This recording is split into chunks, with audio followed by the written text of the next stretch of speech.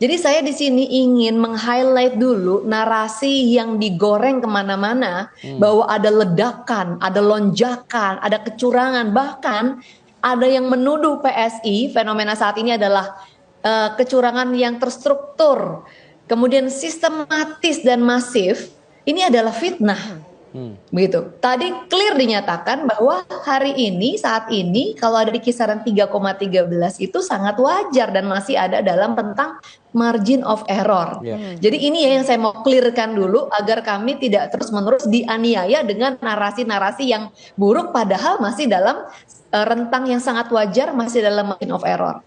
Nah, terus kalau bicara terkait dengan quick count, ada bervariasi ya dalam quick count, ya masih dalam rentang yang juga beda-beda tipis lah ya. Misalnya saya catat di sini ada Apotika juga yang ada di kisaran 2,95% gitu kan.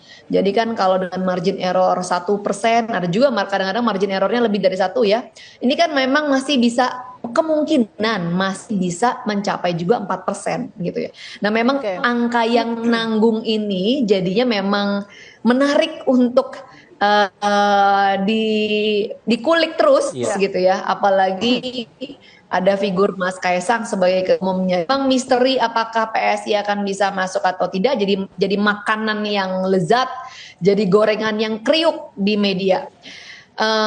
Kalau saat ini kami masih optimis karena menurut survei internal kami harusnya sampai di 4%. Bahkan kalau kita lihat tren kenaikan elektabilitas suara sekitar 6 bulan sebelum pemilu, itu hampir semua pollster yang kredibel kita lihat punya kesamaan ya, mencatat ada kenaikan tren yang positif dari PSI sampai dengan tembus 4%. Dasar gitu. optimisme Kemudian ini apa, kita Mbak lihat Grace? juga ada kenaikan, ada dasar optimisme ini lagi saya jelaskan Mbak Vita, bahwa ada tren positif kenaikan suara PSI dari sekitar 6 bulan sebelum pemilu, kan sampai survei terakhir sebelum pemilu itu sudah lewat 4%. Kemudian di daerah-daerah, di level provinsi, juga di kabupaten kota, ada peningkatan yang signifikan dari suara dan juga kursi-kursi yang bisa PSI dapatkan.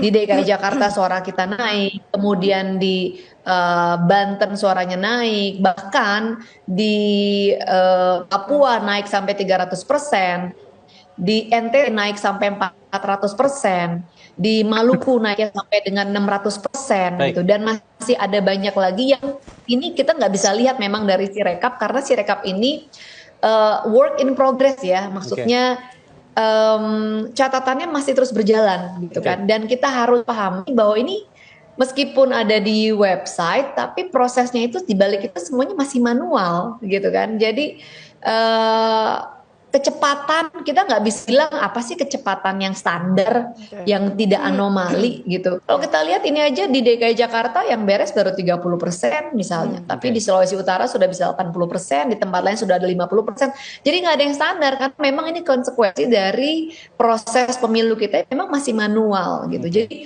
saya ingin mengajak juga kepada media dan juga kepada pemirsa untuk kita hormati proses yang sedang berjalan. Ada teman-teman KPU yang sudah bersusah payah bekerja berbulan-bulan untuk menyiapkan panitia dari level yang paling bawah, BPK, terus sampai kecamatan, kelurahan, dan sampai pusat nanti. Ini berjenjang loh, berlapis-lapis dan diawasi oleh banyak mata, banyak saksi-saksi partai yang terus melototin. Emangnya kayak sulap begitu ya, bisa langsung berubah gitu. Jadi buat kami framing ledak, lonjakan, kecurangan itu sangat merugikan, apalagi tadi sudah dikonfirmasi oleh Mbak Grace, saat ini angka saat ini masih sangat wajar dan memang masih dalam margin of error. PSI Partai Jokowi.